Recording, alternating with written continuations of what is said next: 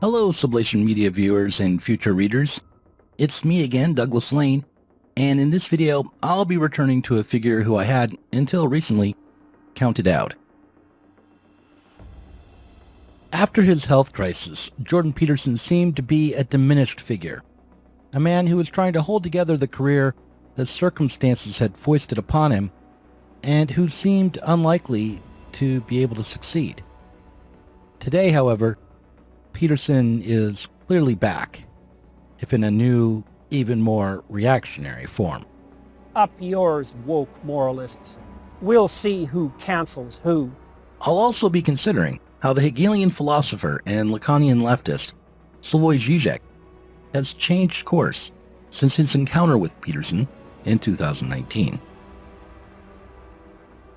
While the changes in Zizek's outlook are surely in reaction to world events, specifically the COVID pandemic and the war in Ukraine, and not a response to any challenge or argument produced by Peterson, this change in outlook has nonetheless altered Zizek's attitude toward the Union Canadian.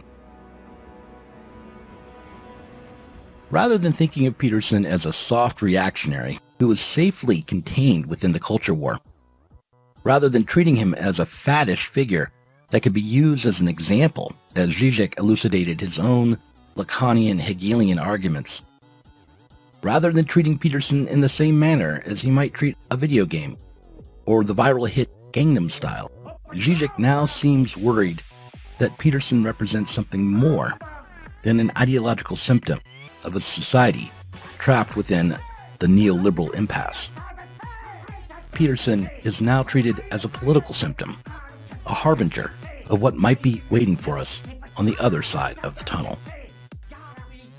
I'm not bringing in a softened way the good old news in the standard communist way, don't care, history is on our side. No, maybe it will not end well. Even, or the metaphor I like to use, I'm not saying no panic, we have problems, but we see the light at the end of the tunnel. Coming from Eastern Europe with our sarcastic humor, I'll say, of course there is light at the end of the tunnel, because it's another train approaching us from there. While Peterson has gone viral again because of his tweets responding to the treatment Elliot Page received for his gender dysphoria, what is more significant, what is at the top of Zizek's mind, is not Peterson's deepening opposition to transgender people, but Peterson's opinions on the war in Ukraine. Perhaps the key to understanding how Zizek could arrive at this position, or why it is that he can continue to criticize what he calls woke cancel culture, even as he imagines a future wherein the struggle for LGBTQ and women's emancipation is stopped in its tracks by a newly emerging multipolar order wherein China, Russia, and Trump's America strike a deal based on mutual tolerance, hinges upon his vision for socialism remaining well within the terrain of bourgeois or capitalist politics. In this same interview, he reiterates his support for Jeremy Corbyn and Bernie Sanders, even as he apparently concedes that in the West, their movements were defeated or spoiled by what he calls politically correct hypernormativity.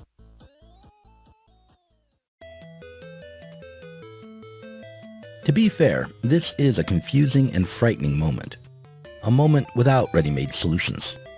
Those who would embrace Putin's authoritarian regime in Russia on an anti-imperialist basis may dream of a multipolar world wherein the oppressed can find power, influence, and self-determination, but a world divided up between three capitalist superpowers would hardly empower everyday working people, especially as all three nations are, to varying degrees, authoritarian regimes ruled by oligarchs, bureaucrats, or both. Further, the belief that these opposing powers in an upcoming post-American century would balance each other out and not erupt into cataclysmic conflict can't be justified. Still, the conservative impulse to simply side with America and NATO in an effort to hold on to the progressive accomplishments of the 20th century as against the newly forming international Christian coalition will surely lead nowhere, or at least nowhere good.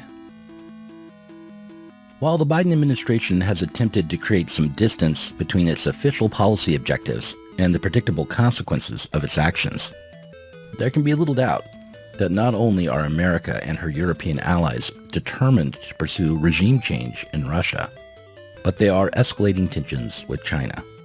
What stopped the United States from directly attacking Russia in response to the invasion of Ukraine was not just a concern about a mad outcome, but also the necessity to maintain supply chains and trade, and not only from or with Russia. While it's true that even before the COVID pandemic, there's been the beginnings of a turn away from neoliberalism and the international agreements and transnational corporate power that neoliberalism requires. After all, the economic crisis of 2008 clarified that there was a need for national sovereignty and control. The turn inward has not yet been completed, and may never be. I am talking about something much more dangerous, so-called, they call it, usual name by commentators is Christian revolt. A new Christianity in the United States, which is nationalist and at least implicitly racist, white racist, and the tragedy is this one. Here we, the left, I will now shock you even more, have to discover a positive use of state power. The strength of these new fundamentalisms is not in the state apparatus, it's more in civil society. They are much better organized than the liberal left, or however we call them. I see here the true danger. If Trump or a Trumpian wins next elections, you know that in Republican Party, it's now already getting stronger and stronger, the idea, this kind of a geopolitical understanding, which is, okay, Russia has its own right there, it's not our war, keep out of it, and so on and so on. Zizek claims that the left should discover a positive use for state power in order to clamp down on the politicized or radicalized sectors within civil society. However, what this fails to understand is both how all states rely upon a cooperative and functional civil society in order to remain in power, and what the inevitable consequence will be for a left that aligns itself with the most powerful states and, by extension, with state oppression. The problem with Zizek's position in this moment is that he is not Zizekian enough. He is failing to think the two stories together, as he once suggested we should do when we considered the NATO bombing of Yugoslavia alongside the massacre of retreating Iraqi soldiers during the Gulf War. In 1999, Zizek wrote that if we look at the intervention in Yugoslavia in a certain way, we'll see the international community enforcing minimal human rights standards on a national neo-communist leader engaged in ethnic cleansing. But if we shift the focus, we see NATO, the armed hand of the new capitalist global order, defending the strategic interests of capital while posing as a disinterested enforcer of human rights. Zizek noted that this amounted to double blackmail. The left seemingly had to choose either to be against the NATO strikes and for Milosevic's proto-fascist regime, or choose to be for the global capitalist order. Zizek wrote, but what if this very opposition is a false one? What if phenomena like the Milosevic regime are not the opposite to the New World Order, but rather its symptom, the place at which the hidden truth of the New World Order emerges? I would revise this statement, update it. What if the choice between supporting a supposed liberal order that would escalate the war in Ukraine in the name of democracy, and supporting an autocratic regime that on Monday, August 8th, threatened to detonate a Ukrainian nuclear power plant and leave an irradiated wasteland in its place, is a false one? What if Russia's illegal invasion of Ukraine isn't the opposite of American hegemony and global capital, but their symptom? If that's the case, then taking a side in this conflict is ultimately only a way to place a bet for the continuation of global capital as it is. Zizek's insistence that Putin aims to influence geopolitics in its entirety, and in so doing quash progressive movements and even roll back gains within civil society, could be true. Just as Peterson's claim that the US and NATO's arming of Ukraine and willingness to assimilate Ukraine into the EU, if not NATO, justifiably infuriated Putin and was a threat to Russian sovereignty, could be true. It's the opposition between these two truths that is obviously false.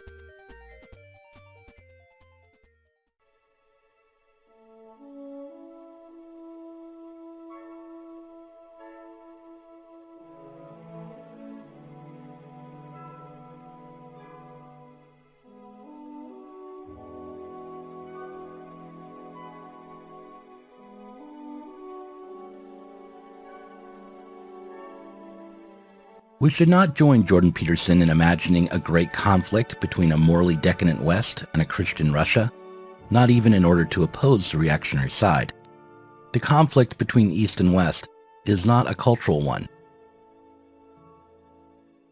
Rather, the notion of a culture war is just what Zizek claimed it was in his essay for Project Syndicate earlier this year. In an age of post-politics, when politics proper has been replaced by expert social administration, the only remaining sources of conflict appear to be cultural.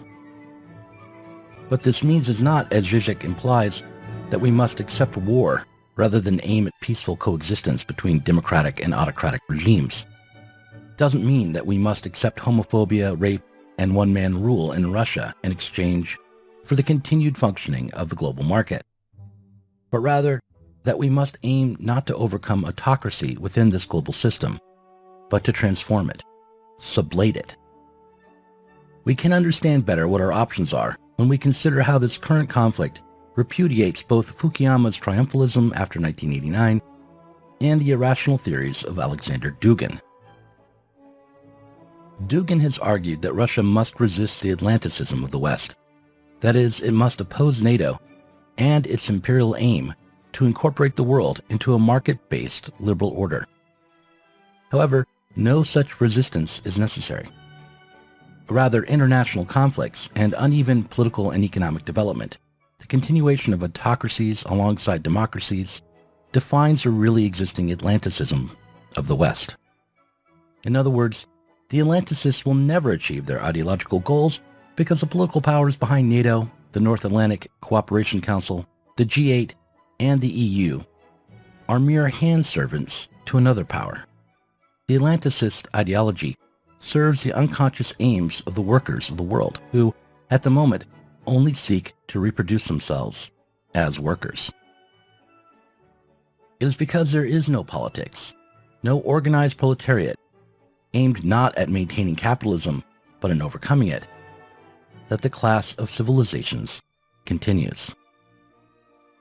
For instance, when we consider why it is that NATO or the Atlanticists should be in an open conflict with the East, we find that it is not because of some objective conflict between two worlds or cultures, but rather because of difficulties that are internal to both players.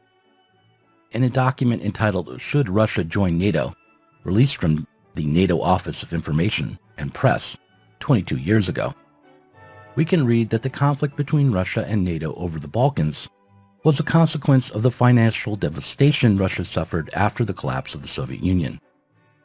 Russian elites such as Vladimir Vladimirovich Zhirinovsky, an ultra-nationalist member of the State Duma and leader in the right-wing LDPR, addressed the State Duma in 1999, stating, quote, "The 9 years of devastation in the country could be overlapped by the victory in the Balkans." Having failed to provide a prosperous and secure society after the collapse of the Soviet Union, Russian leaders imagined that they might secure their power by rallying the people together in response to an external threat from the West. Similarly, Russia was allowed to plunge into chaos and warlordism in the 90s because the West, and specifically Clinton in the United States, no longer felt at liberty to intervene politically or economically in the world. trapped under a neoliberal agenda, they could only manage catastrophes and prop up the market. Today we are in a similar position. The ideological aims of liberal modernity, that is, the establishment of democracy, equality, prosperity, and freedom, cannot be accomplished. Instead, we are continually driven into crisis, scandal, and even war.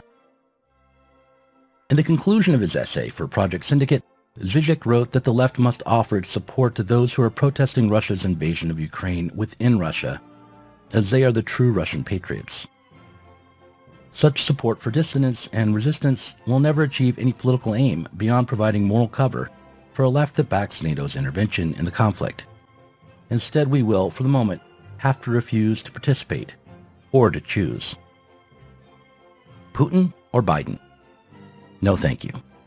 If we are to create an independent politics or actual politics, a movement, an effort, an international party that can actually overcome the conditions that maintained a conflict between Russia and the West, even after the ideological justification had evaporated, we'll have to accept that we are starting over. When we ask ourselves what has to be done, the answer is everything and nothing.